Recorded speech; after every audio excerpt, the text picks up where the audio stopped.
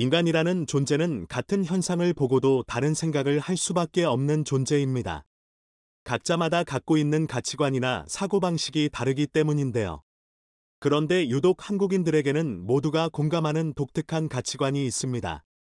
오늘 소개해드릴 사연의 주인공은 중국과 한국을 모두 방문하면서 충격적인 사실을 알게 되었다고 하는데요. 과연 그에게는 무슨 일이 있었던 걸까요? 함께 살펴보겠습니다. 저는 스위스에서 살고 있는 30대 남성입니다. 요즘 코로나로 인해 상하이를 폐쇄하는 등 중국 관련 보도가 많이 나오고 있더라고요. 그걸 보고 있자니 문득 몇 년 전 제 중국 여행에서 있었던 일이 떠오르더라고요. 심지어 얼마 후에 비즈니스 문제로 가게 된 한국에서도 비슷한 일이 있었는데 그때 대비되는 시민의식을 보고 매우 놀랐었던 걸 말씀드려보려고 합니다. 당시 전 20대 후반이었고 친구들과 함께 여행을 떠나기로 한 상태였습니다. 원래 여행을 즐기는 편이었거든요. 함께 다니는 친구들도 이곳저곳 떠나는 걸 좋아하는지라 원래 여러 명소를 같이 여행하곤 했었어요. 이번 여행 장소는 어디로 갈지 고민 중이었죠. 그런데 문득 한 친구가 러시아가 어떻겠냐고 제안하더라고요. 생각해보니 러시아에 유명한 온천 명소도 있고 특이한 온천 문화를 즐겨보고 싶어서 나쁘지 않겠다고 말했어요. 하지만 춥기도 너무 춥고 여유롭게 여행하기엔 환경이 조금 벅찰 것 같더라고요. 그래서 또 고민하던 중 이번엔 다른 친구가 아래에 있는 아시아도 괜찮을 것 같다고 얘기했어요. 생각해보니 우리는 그렇게 많은 여행을 다녀놓고도 아시아 여행은 한 번도 가본 적이 없더군요. 아시아 하면 중국이 가장 먼저 떠올랐습니다. 중국은 땅이 넓은 만큼 굉장히 다양한 여행지가 있잖아요. 마치 지역마다 다른 나라에 온 것처럼 말이에요. 먹거리뿐만 아니라 볼거리도 다양하다는 말이 자자하죠. 그렇게 우리는 부푼 마음을 안고 중국을 최종 여행지로 택했습니다. 우리는 중국에서 가장 큰 도시인 상하이로 여행을 갔습니다. 그곳은 매우 충격적이었어요. 상하이는 세계에서 가장 많은 컨테이너를 보유하고 있는 도시라고 하더라고요. 귀달한 빌딩도 많이 있었는데 해운산업도 크게 발달한 듯 보였습니다.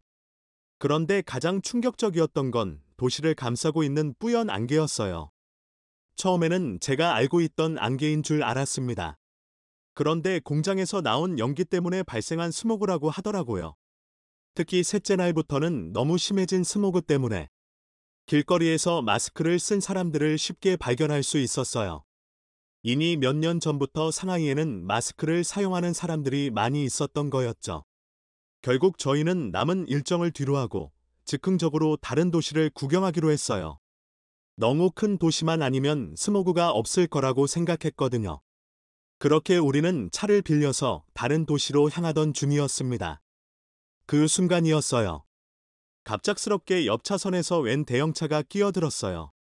우리는 부딪힐 뻔했고 운전대를 잡은 친구는 사고를 피하기 위해 이리저리 핸들을 꺾다가 그만 차가 전복되고야 말았습니다. 아마 경찰을 빌린 게 문제가 된 듯했죠. 해외에서 교통사고가 발생하니 모두 혼란스러운 상황이었습니다. 우리는 스위스에서도 무사고였거든요. 심지어 차가 전복까지 되니까 거의 죽는 줄 알았어요. 참고로 우리를 이렇게까지 만든 차는 정작 이미 멀리 가고 없는 상황이었습니다. 우리는 서로 다친 데가 없는지 살펴보았어요. 다행히 다들 다친 곳은 없는 듯 했죠. 운전하던 친구와 운전석 옆에 있던 친구가 많이 놀랐지만 말이에요. 그런데 일단 차가 엉망이 됐고 이 상황을 어떻게 해결해야 할지 다들 감이 잡히지 않았어요. 어디로 연락해야 하는지 아무도 몰랐습니다. 그래서 주위를 둘러보던 도중 연치 않게 도로 옆에 작은 마을이 있었다는 사실을 알아냈어요. 정말 불행 중 다행이었죠. 그렇게 우리는 마을에 도움을 요청하기로 결정했습니다. 일단 차에서 짐을 다 빼놓고 가방이 엎어져서 완전 뒤죽박죽된 상황이었어요. 그것들을 다 정리하기엔 시간이 부족했죠. 근데 이 모습을 옆에서 보고 있던 마을의 한 아이들이 있었습니다. 전 용기 내서 그들에게 다가가 이 상황을 도와줄 수 있냐고 번역기를 사용해 말을 걸었어요.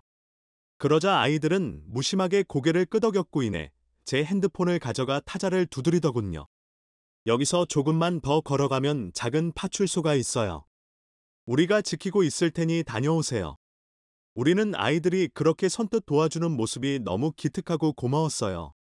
한편으론 이렇게 어린 아이들의 객까지 도움을 받아야 하는 우리의 상황도 안쓰러웠지만 말이에요. 아무튼 그렇게 아이들에게 짐을 맡기고 우리는 무작정 도로를 걷기 시작했습니다. 그런데 아무리 지도를 찾아봐도 이 근처에 파출소가 보이지 않았어요. 게다가 도로를 걷는 거라서 옆에 차들이 지나다녀 위험했죠. 날이 어두워지면 다시 돌아가는 것도 불가능할 것 같았어요.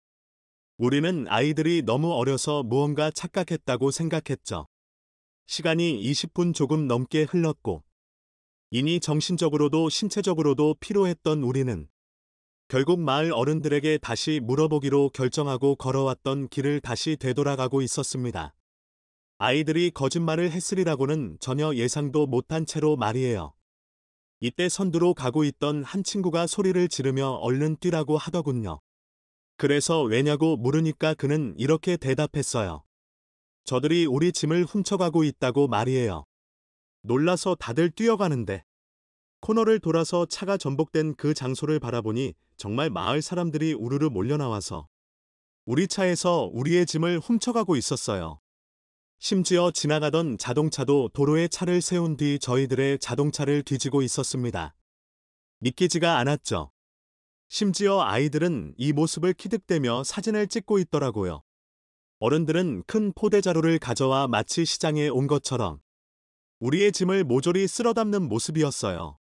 우리가 소리를 지르며 뭐하냐고 하자 그들은 눈도 꿈쩍 안 하더라고요. 그러곤 이내 짐을 더 담은 뒤 급하게 뿔뿔이 흩어지기 시작했습니다. 차를 타고 왔던 사람들은 이미 차를 타고 떠나간 뒤였고 마을에서 왔던 사람들은 각자의 집으로 돌아가 문을 잠가버리고 말았죠. 문을 두들겨도 보고 부실 듯한 기세로 밀어붙였지만 결국 문은 열리지 않았죠.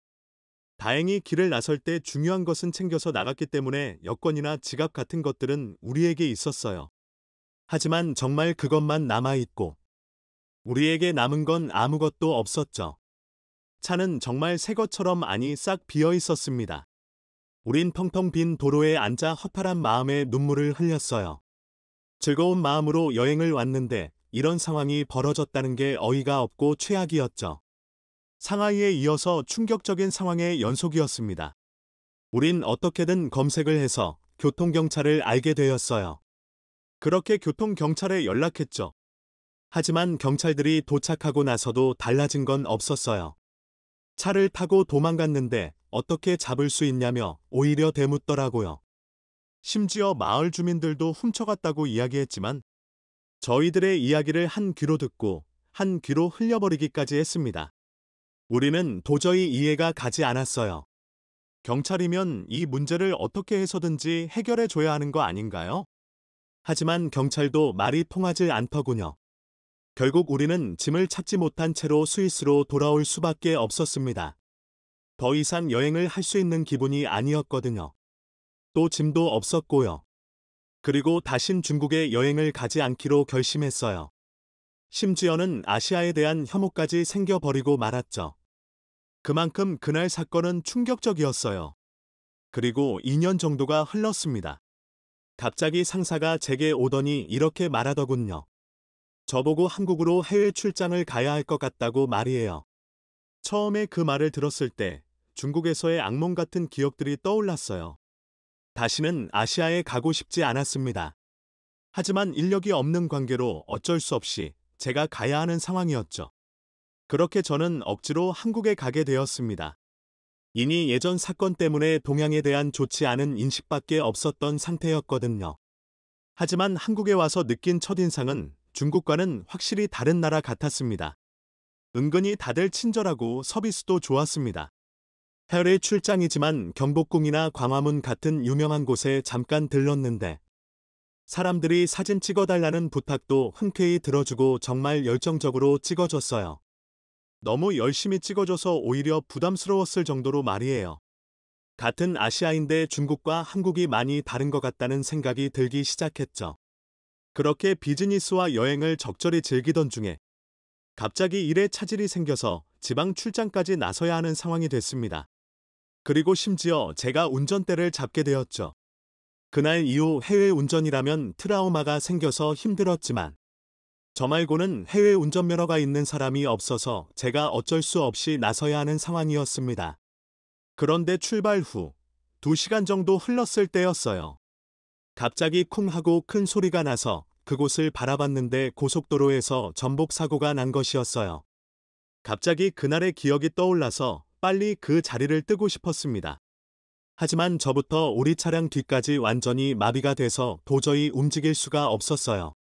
왜냐하면 전복된 트럭에서 배추가 우르르 떨어져 도로를 점령하고 말았거든요. 매우 큰 트럭이었는데 운주인지 졸음운전인지 혼자 왔다 갔다 하다가 가드레일을 받고 뒤집힌 것 같았어요. 배추가 가득 담긴 트럭이었는데 차가 뒤집히니까 배추가 도로에 쏟아지고 난리도 아니었죠. 그런데 트럭이 전복되자마자 한국인들이 운전석을 박차고 달려 나오는 모습이었어요. 옛날에 우리 차에서 짐을 빼기 위해 달려 나오던 그 중국인들의 모습과 겹쳐 보였죠. 그래서 결국 한국도 중국과 다를 게 없구나. 다들 저걸 가져가려고 하는구나 하고 실망했어요. 하지만 이후에 펼쳐진 상황은 전혀 제가 예상하지 못한 장면이었습니다. 중국과 다르게 그들은 운전석에서 사람을 먼저 구하는 모습이었어요. 남자들은 다 함께 힘을 합쳐서 운전자를 구해주고 여자들은 도로에 쏟아진 배추를 주워서 트럭 옆으로 한 곳에 모으는 모습이었죠. 다른 사람들은 찌꺼기 같은 쓰레기를 정리하면서 심지어 도로를 청소하는 모습까지 펼쳐졌습니다. 아주 일사불란하게 상황이 정리되는 모습을 보며 저와 함께 동승했던 사람들은 문화 충격이라며 입을 쩍 벌렸습니다. 저는 그 시민들이 마치 영웅 같다고 생각이 들었어요. 한편으로는 중국처럼 훔쳐가는 사람은 아무도 없고 내 똑같은 아시아인데 다른 반응이 나오는지 이해할 수가 없었기도 했고요. 어찌됐든 한국과 중국은 전혀 다르고 아시아라고 똑같이 생각하면 안 되겠다는 걸 깨달은 좋은 경험이었어요. 당시는 인터넷이 크게 발달되지 않고 핸드폰으로 어떤 기록물을 남겨놓지도 못해서 아무도 이 사실을 말하면 믿지 않았어요. 하지만 한국을 한 번이라도 다녀온 사람들은 이렇게 한국의 시민의식이 뛰어나다는 사실을 모두 알고 있더라고요. 실제로 제가 경험한 한국도 아주 감동적이었습니다. 그날의 기억은 절대 잊지 못해요. 어떻게 보셨나요? 한국에서는 위기 때마다 단합하는 시민들의 모습을 쉽게 접할 수 있는데요. 몇 년 전에는 고장난 버스가 도로 위를 점령하고 있던 일이 있었습니다. 무려 6차로 중에 3개 차선을 막으며 엔진이 멈췄는데요. 당연히 도로는 막혀버리고 심각한 교통정체가 벌어질 수밖에 없었죠. 일단 버스는 고장이 나면 견인이 쉽지 않습니다. 보통 버스 회사의 정비팀이 와서 길에서 수리를 하는 것이 일반적이죠. 어쩔 수 없이 도로 위에서 위험하게 차량 통제를 해야 했을지도 모릅니다. 하지만 그때 한국인들의 저력이 나오고야 말았는데요. 경찰이 차량 통제를 하기 위해 준비를 하려는 순간 갑자기 주변에서 시민들이 몰려오더니 고장 난 버스를 힘껏 밀기 시작했습니다. 순식간에 버스를 미는 시민들의 수는 10여 명으로 늘어났는데요. 버스는 서서히 움직여 아무런 사고 없이 도로의 가장자리로 옮겨졌습니다. 시민과 경찰의 힘으로 교통정체가 30초 만에 풀려버린 것이죠. 그리고 이외에도 생수통이 쏟아지자 시민들이 모여들어 10분 만에 깔끔하게 정리된 일도 있었죠. 이렇듯 누군가의 도움이 필요할 때 발벗고 나서 주는 것이 한국인의 특성인데요. 외국인의 시선에서는 매우 감동적인 모습이었다고 하니 같은 한국인으로서 뿌듯해지는 순간이었습니다.